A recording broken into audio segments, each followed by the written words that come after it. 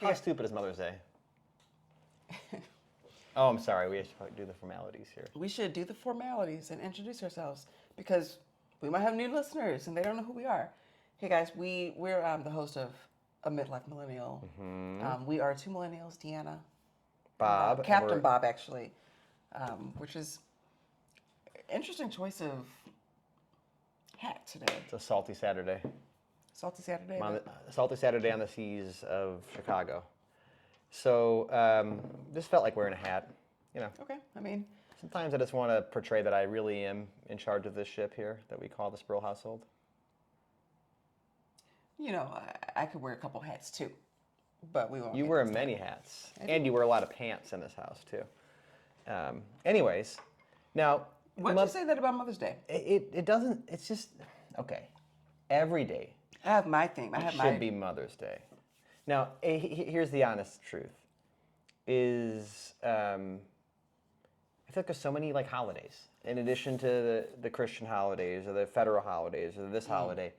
It's why do we all feel obligated to get together on these specific days? And if we don't, we're bad, family members. For me, it's more like, okay, so if you don't see this person on this one particular day, but like in some cases, maybe I seen you a few days ago.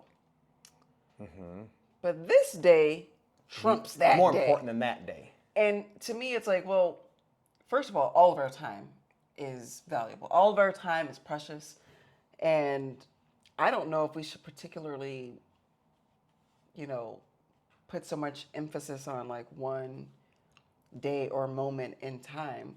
When you spend time with people, yeah. When you spend time with them, it should be quality time no matter what. And I will say, unfortunately for me, probably not have this in the camera. We got a little check from the government. Finally.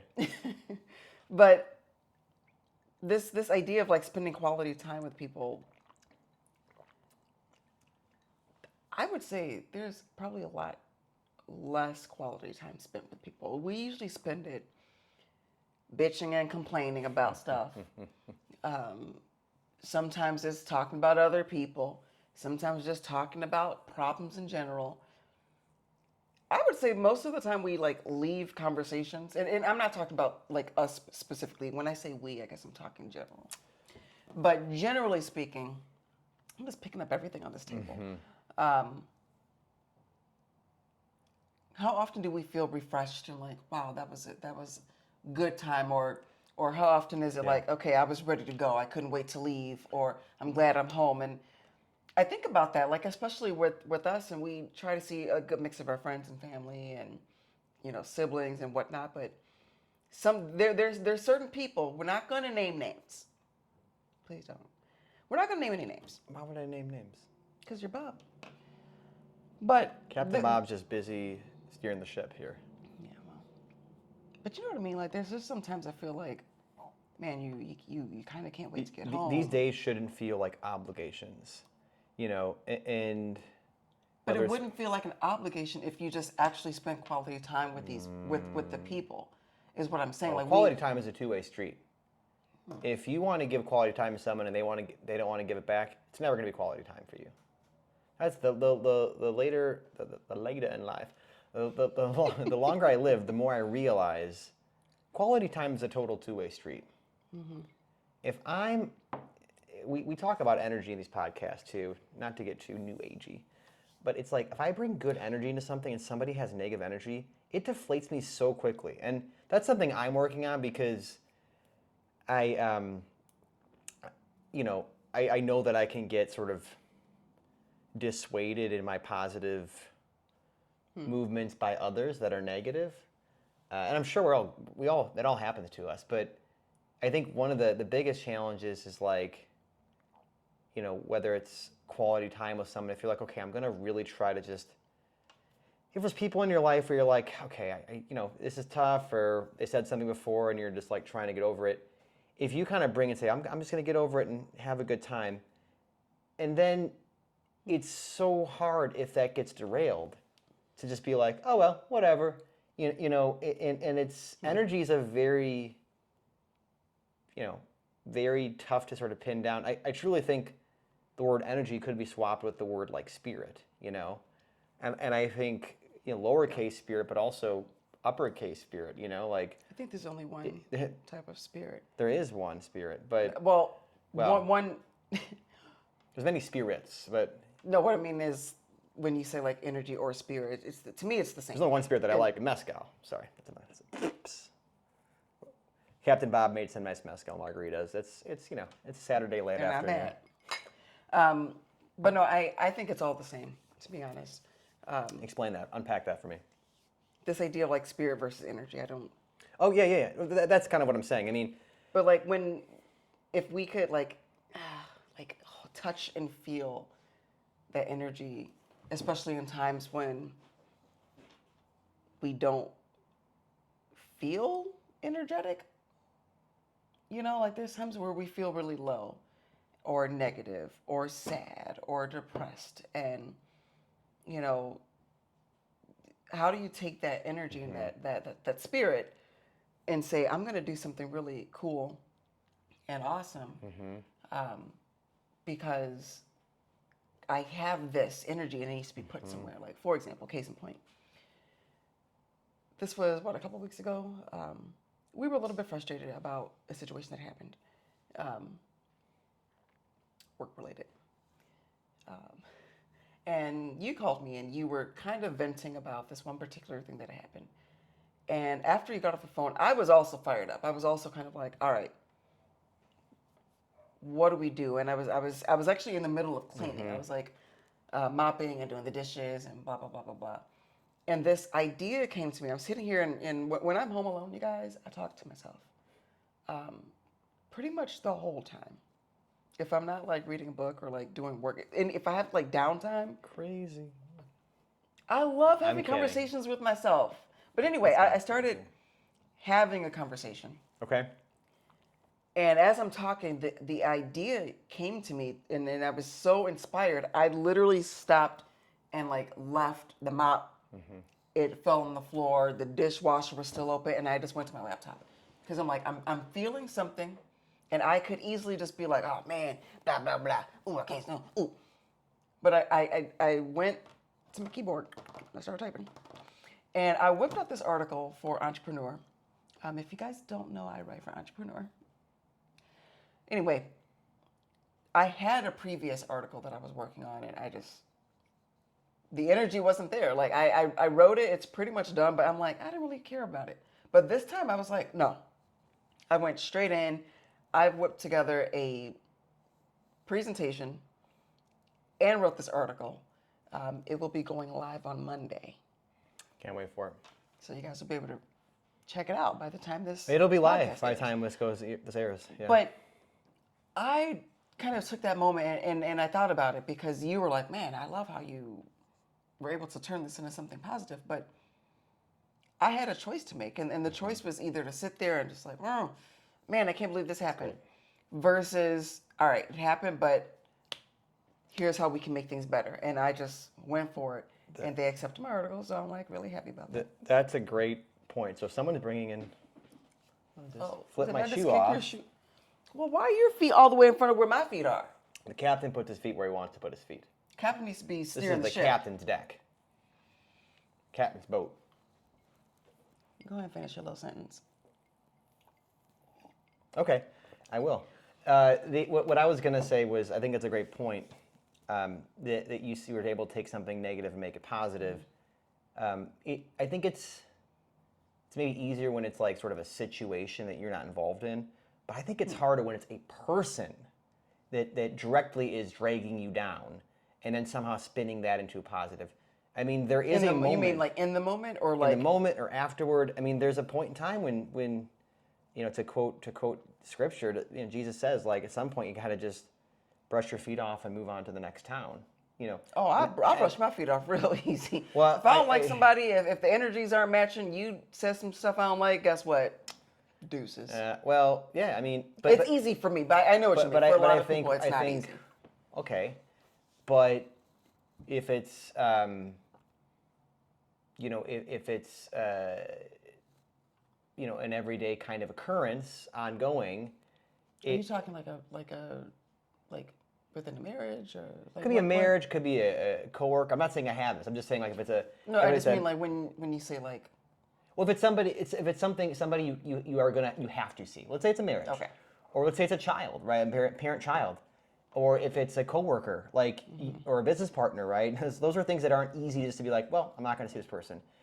And I think that there is definitely an opportunity to become a better person when you deal with these things. I think what helps me is to separate myself from caring as much about the energy in the room, bringing my own energy.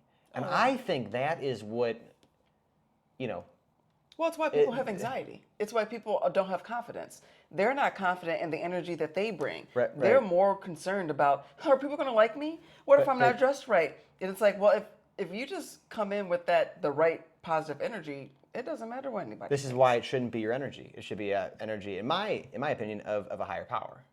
So if you are truly tapping into an energy that ancient Buddhist traditions talk about, energy of Christianity, energy of Judaism, Muslim, like the creator God, that what we would call the Holy Spirit as Christians, like the authentic spirit. I think that's when, if you are on the side of that energy, nothing can dissuade you. The problem is tapping into that uppercase spirit energy, whatever you want to call it, is extremely difficult for some people. I feel like you're getting a phone call, which we have groceries that are being delivered. Let's keep it rolling. I love this being part of the podcast. We're so busy. We don't have time to shop. Hi, this is Bob Spurl. Hey, how's it going? It's going good. I'm with your order downstairs. Okay, you can. They should let you come up, or Unit 1601. You can just leave it at the door.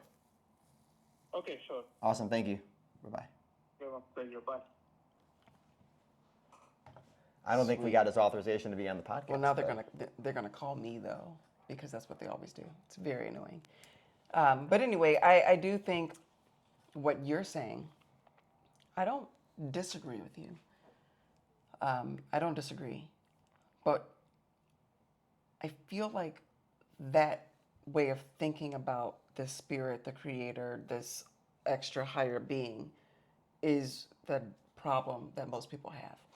We have this idea that we need to find it somewhere, way out there, and seek it out. And I personally believe that it is within us if we realize it. The moment we as human beings, like once we realize that we are that portion of the creation that also has the ability to create, to manifest, to heal, to overcome. Once we realize like, oh, we actually hold that power.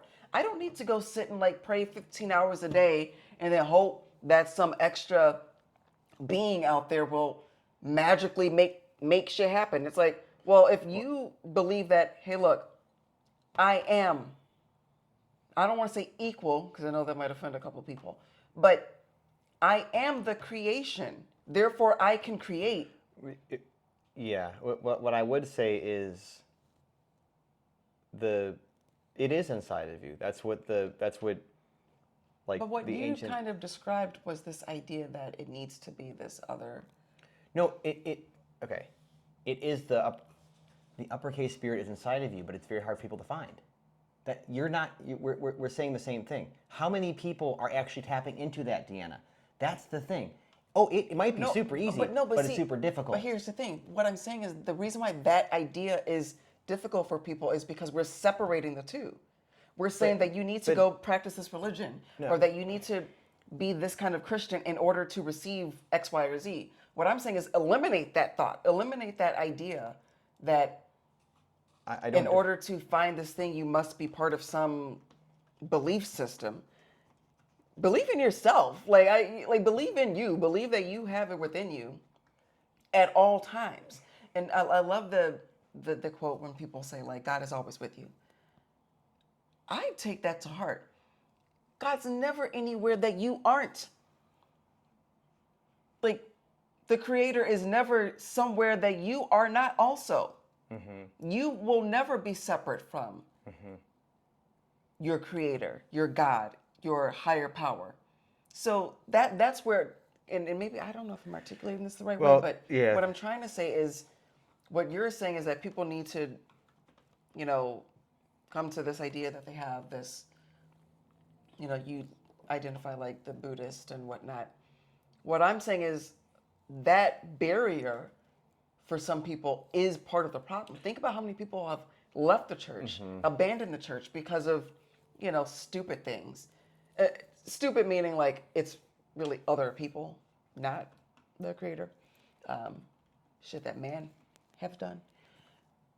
Eliminate that barrier so that people can actually say, you know what? I don't need this thing to achieve what I'm trying to achieve. It's right here. It's the living, breathing breath is in me.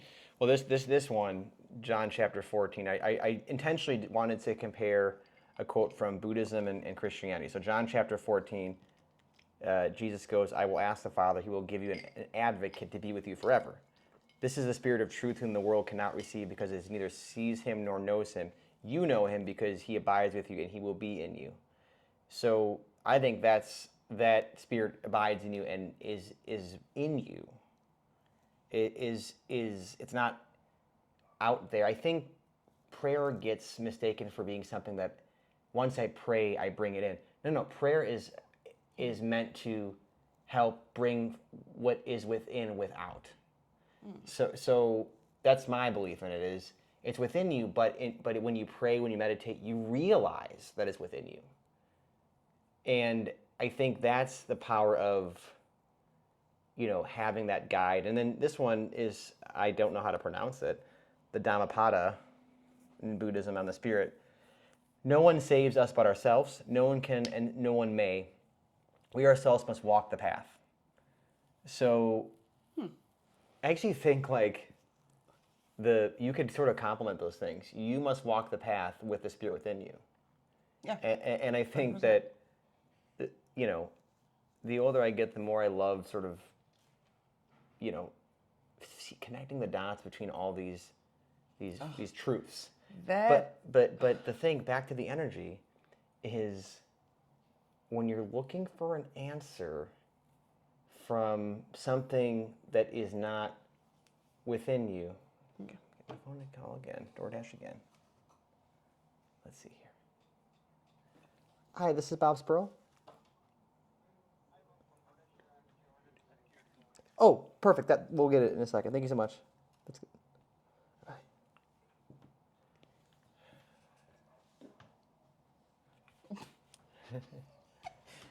I would say. So we had to figure out how to bring that food within us, the DoorDash food. It's going to get us at some point. The most fascinating thing to me, if you guys don't know, we might have talked about this in a previous episode. When we had multiple hiatuses. We're back in black though. But we're back. But I started researching a lot of, spiritual teachings and readings and scriptures and old ancient texts, and I'm just gonna throw this out there. My mind was blown to learn about how closely related so many of these stories that we've all been told have been told across continents before people were traveling the world, before they were able to possibly know that these people were doing the same thing over there, where these worlds were discovered.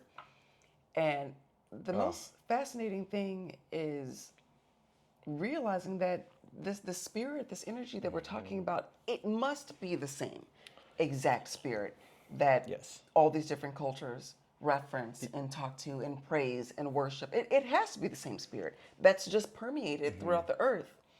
Unfortunately, because human beings are, what we are, we tweak things, we pervert things, we alter things, we, mistranslate things, and we, manipulate things. And over a millennia and generations and centuries, all after generations of all of us that original story, that original moment of spirit becoming within us has kind of become like, I don't know, I feel like there's so many people these days who they claim that they're spiritual.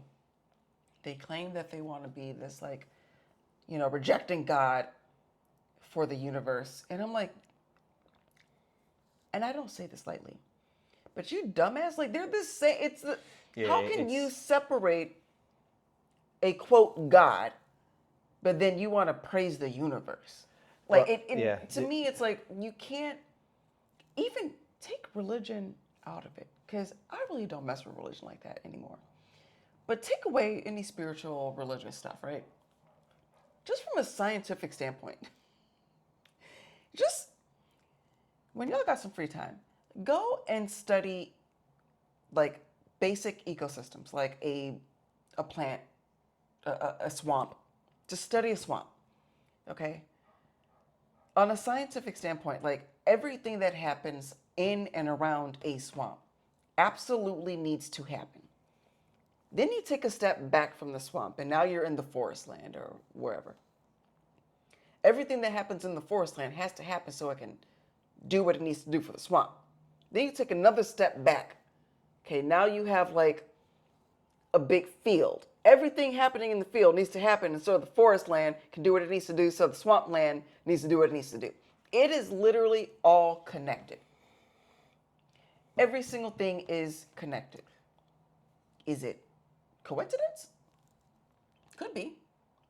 Is it just chance? Like, the probability of like these things needing this thing, 50-50. Sure. Or is it designed? Is it created? Since people also like to replace God with creator. That's why when I talk about it, I'm talking about all the same thing. You all will figure it out at some point. Creator, God, universe, higher being, higher power. It's all the same thing. People just want to call it something weird and different so that they aren't attached to the religion. But what I'm getting at is, if you look at almost anything in life, even the birth of a child, like getting pregnant and developing a baby within you. Yeah, this is before Mother's Day. That phenomenon of creating life from jizz and tiny eggs is insanity. Well, that's why I actually think Mother God is more appropriate than Father God. We call God Father God. We should be calling God Mother God, because God really does give birth to all of humanity. That's another conversation for another day. Or you could call God Mother God.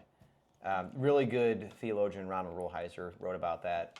And it's controversial in some Christian circles, but I think Mother God, his argument was it should be interchangeable. It really is Creator God, but universal, Maker, but Mother God, Father God. Two things I want to quickly discuss and leave a couple of my parting thoughts here. One, I do slightly disagree with you on the religion for spirituality. I see where you're coming from, but I think that the trap here is I, subscribe to an organized religion because it helps contextualize the things that can bring us closer to God. So a lot of people mistake religion. This is one of the things where people say, I'm not religious, I'm spiritual. They don't realize there really ought not be a distinction. The reality is religion's supposed to elucidate you and open your eyes to the higher power. But too often people make it the higher power. Well, so that's where I think there's a clear, like, religion isn't the be-all, end-all. It's a means to an end, but people make it the end. Does that make sense? But do you see the slight contradiction there? That the formation of organized religion, the word organized always throws me off, because there's absolute chaos, and there is order within the chaos. We tend not to like chaos. We want order. We want organized. We want this thing. Mm-hmm. It's human nature to want that. Yeah, that's fair. And so therefore Everybody. Humans created 100%. this idea of a religion that historically, you almost take any religion from any culture, and it was used to either control people to manipulate people, to do these certain things, to live this certain way. And over time, that is the main cause of why people have gotten so far away from it. Right. If somebody told you, hey, look, because of your religion, you can't wear that goofy hat. I wouldn't have subscribed to that religion. Well, you probably would have, just Well, based on if they your would have killed me. personality type. But I'm just saying, if I'm using an example, if they're like, hey, you can't wear hats anymore. Why? Well, because if you cover your head, then you are blocking the crown, and the creator can't get to the crown, so take the hat off. And so you live your life believing that the only way to get to the creator is through the crown of your head. And That's if you wear superstition, though. ain't that what all religion is? Well, to a certain extent. I'm not trying to offend anybody with religion. If you go to church and you do whatever you do into the synagogues and all that, go for it. I'm just saying that because humans have a pretty messed up history of taking things, all things, and perverting them to fit certain agendas, to fit, political stances or whatever has happened. Women can't do this, men can only do that. And since you like Rome so much, they had reasons because of their religions with their gods and their myths and their goddesses. They had all these reasons why these certain things couldn't happen and some horrible things were okay. Yeah. What I'm saying is you have to separate the two. Well, here's the thing. Not all religions are created equal. Not all religions have the same amount of truth in them. That we can't just accept, and this is a really tough conversation. People don't want to have this, but some religions may not have like the full truth in them. Some might, but the ultimate. But why is that? Because humans are distorting the truth. So that's why you disagree with what I'm saying, but then you're I don't disagree. kind of confirming what I'm just believe. saying without organized religion, we wouldn't be able to read the texts of like. Well, what do humans do before written language? Killed each other as savages? No, I went on a bus ride today, and it was about a half-hour bus ride, and I had this thought to myself, like I'm driving up, on the bus on Sheridan, and you see a lot of different things on Sheridan Road. There's a lot of downtrodden kind of people, a lot of beggars and different things, and people clearly strung out on drugs. And I had this thought. I don't want to go too deep into the thought because it was like I said, it was a 30-minute bus ride, so I was thinking a lot of things. But this question came up to me, and I thought, man, like, what are these people missing? Like, clearly they're filling this void of, like this despair with drugs, alcohol, sex, just like everything that can come into you that's negative, that it's kind of like a distraction from what's going on. And I thought, well, they have to clear their minds somehow. And the first thing when people say, like, take care of your mind, one of the things people say is like, read books, exercise your brain. And then I thought, well, what were humans doing before books? Like, how did we be mindful? How did we find peace? How did we recharge our minds before written language? Well, what about this? Perhaps we did not. We like to, so I think you got to be careful of this nostalgia for the way it was before. Because it might have been terrible. We know there are some terrible things. And so I think, but also I do agree with you that, like, because we have everything right now, I have a hunch our ancestors were focused on getting dinner, not getting killed by predators, not getting killed by other tribes who wanted to kill them, and not dying of diseases and not dying of the berries that might kill them in the forest. Like, but in doing so, that it kind of clears your mind when, like, you have 5 things to think about in life. Think about a child. A child has like 5 or 10 things. When like Jesus says, look at the world through the eyes of children, and I'm sure others, like ancient philosophers, have said that. perhaps it's like simplify your life. Like we always think it's like, ooh, just take the faith and never think about it. What if he meant, no, like think about it, but just don't overcomplicate your life. Well, That's what it means to be a child. I agree with you in this idea that we can't assume that every ancient person was doing, meditation. But I will say this, though. A lot of the ancient texts that we read,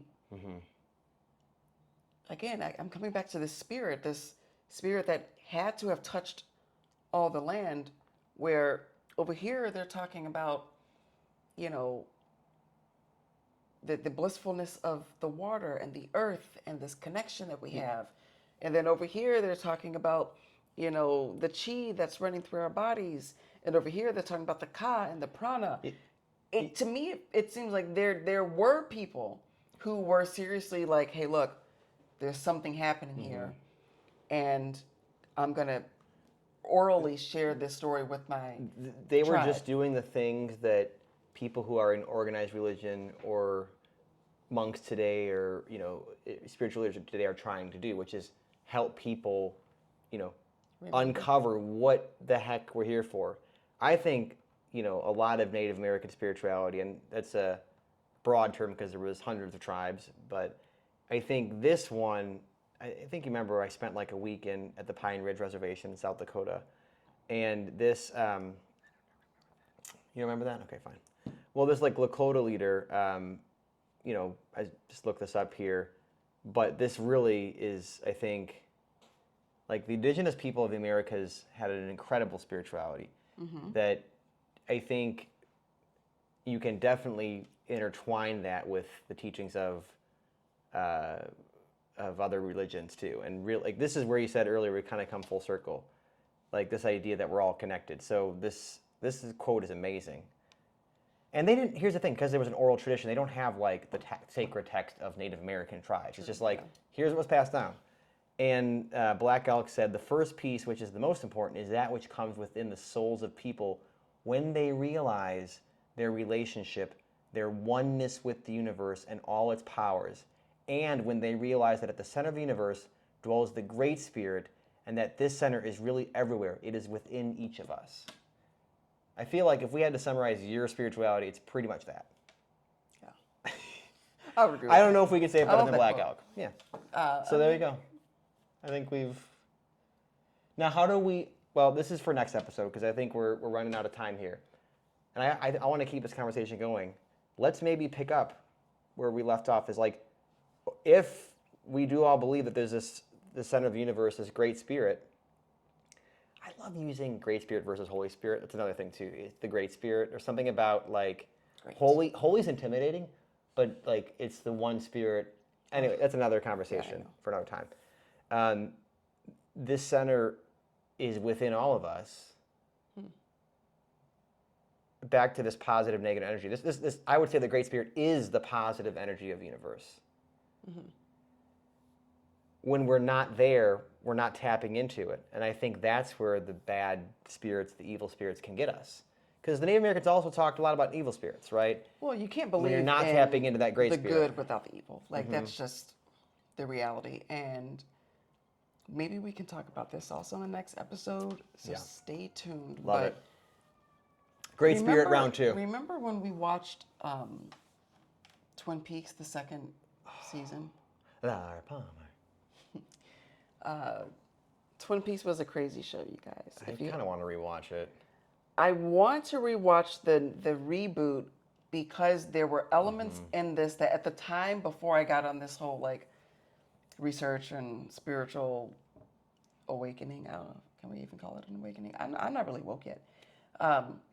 But I started doing all this reading and coming to these conclusions that, wait a minute, there are energies that are being here and used, and people are more susceptible to this. That show, I had a flashback to a really disturbing scene. I don't want to give too much away, but if you haven't watched it, just skip this part. But you remember the scene where there's the guy who's like driving the car? He's like a crazy drug addict or something. Yeah. And he just got back from like assaulting this woman. and he's driving and he's driving, and he has such evil, negative energy. And the whole premise of the show was that there's this energy that's like kind of going everywhere, and right. it's feeding on good energy. So it Right, right, needs the right. good energy in order for it to keep doing its. And I'm doing this because it's kind of like, And so this guy, he's in the car. He just got done assaulting this woman. Very disturbing. He's in the car. He's driving way faster than he should. And there's an innocent little boy dancing in the street with his mom while they're about to cross the street.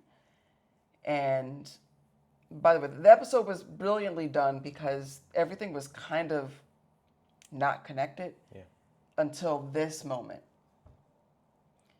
He's driving. The kid walks out into the street. He hits and kills the kid. It was a really tough scene to watch. We saw it a few years ago, so I was still a little hormonal after having my 2 kids. So I'm sitting there and I'm like, it was just a horrible scene to watch. But the point is, in that moment is when that evil energy now had a source of energy it could drain from this dead child, this pure, innocent, good spirit of this child. And it was able to take that energy. And the way that Lynch did it was very, it looked like cottage cheese or something. I don't know. But the energy soaked up this kid's child, and like it needed that moment to happen in order for it to continue doing its thing. And I remember finishing the series and I was like, what the hell was this about? Like, honestly, I did not like it. It didn't make any sense. And I just was frustrated. But in the last few months, like, I've been getting flashbacks of that show, and I'm like, was David Lynch trying to explain this movement, the shift of energy, good and bad? We kind of see it only as like, oh, this poor innocent kid got killed, but I'm just talking about the show. But what if there's like something bigger and like deeper going on? That's why I'm all about protecting your energy. And if that means you need to not be around certain people, talk to certain people, or go certain places. Or if you're around them, you guard yourself to an extent. Yeah. You because these energies, they feed off of it. And if you think about the phrase, one bad apple can turn the whole bunch bad. I used to hate that phrase when I was a kid because I'm like, I'm a good kid. Nobody's going to mess me up. And then I encountered a bad apple. I encountered quite a few bad apples, especially in high school. And I do remember thinking like, that's right. It makes sense. If I spend more time with this one bad person, it doesn't matter how much time I spent in the church, how much time I spent, at my after school and church programs. That one bad apple can, do that really quick. So we have to be mindful and like just make sure that we are protecting whatever energies we have, because I think it's easier for people to fall into like the negative trap. Your friend comes in and I just gotta talk. Yeah, I'm sad, I'm depressed. And then you might join in like, that's true. I've been, versus, it takes an extra effort to say, well, it's gonna be okay. Like, let's work on this and, tell me how we can, help this situation. I feel like there's a human tendency for us to get into the drama. Give me the tea, girl. Yeah, tell me everything. What happened? Give me the drama. That's because I think, oh man, we're getting real deep here like this. While we have the great spirit within us, the Holy Spirit, whatever you want to call it, the Creator God, this is one of the mysteries of humanity is, why is it that it's easier to lean into the gossip? It's easier to lean into the feeling sorry for yourself. It actually takes, we've come full circle in this conversation, it does take a lot of work to tap into that power. And people that do often get persecuted. This is why Jesus was killed. This is why Gandhi, wasn't Gandhi killed? Shoot, I should know this. This is so sad. thought he was just old. I thought this is why Nelson, these people like Mandela, like these people that were, Martin Luther King was assassinated. People that tap in this energy, we want to drag them down. Bobby Kennedy. I We love want- that. we I wanna love that drag- little documentary. I'm not a really big political person at all. I don't really care. I think they're all full of shit. But watching the Bobby Kennedy doc on Netflix. Yeah, he was. so Yeah, Gandhi was interesting. assassinated in 1948. He was? Yes, he was. He was shot by a nationalist that opposed his philosophy, and somebody opposed his effort to reconcile Hindus and Muslims. So again, he was killed because he was trying to bring peace to people, trying to open up that great spirit. Maybe this explains the reason why people look. I ain't trying to get shot. I'm not, So I guess we should delete this episode. No. no, I mean, I was going to say about Bobby Kennedy.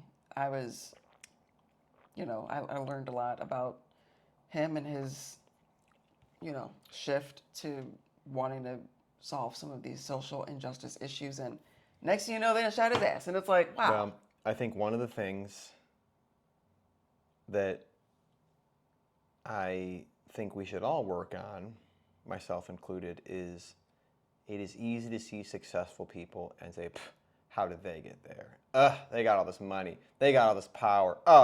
If only I had this. We all say that kind of stuff all the time.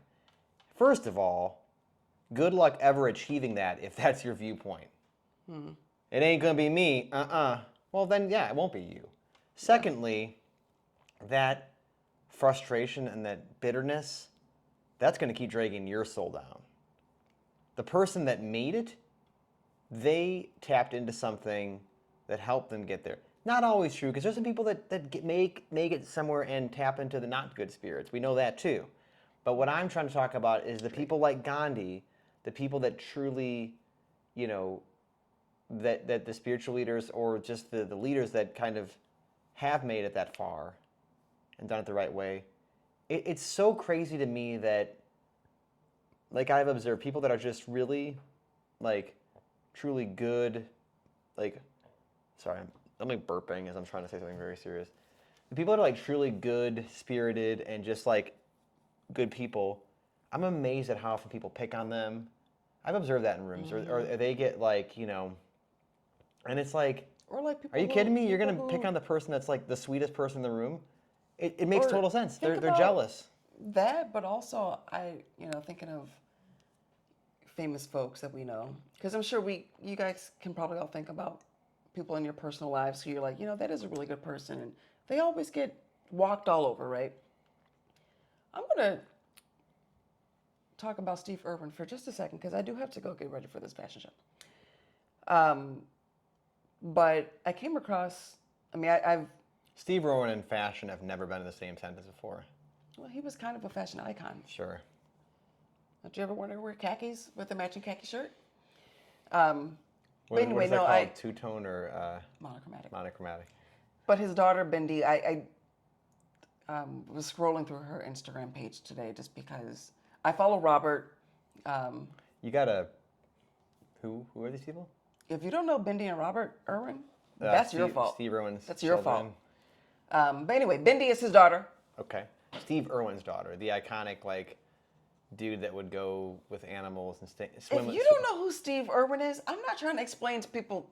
Anyway, point is, I was going through her Instagram page, and there was a video of Steve that she posted. It's like pinned on the top of her page. And it's just a goofy little video of him like breaking up a fight between these two birds. But then there's another video, and it's like him talking about what he's doing for Australia with the zoo, and like it's for everybody in the world. And I'm listening to it, but I'm watching the video, and the video is like of his kids as adults Okay. now doing things. Okay. And it almost made me tear up because for a moment I forgot that it wasn't him in the video. It was him talking.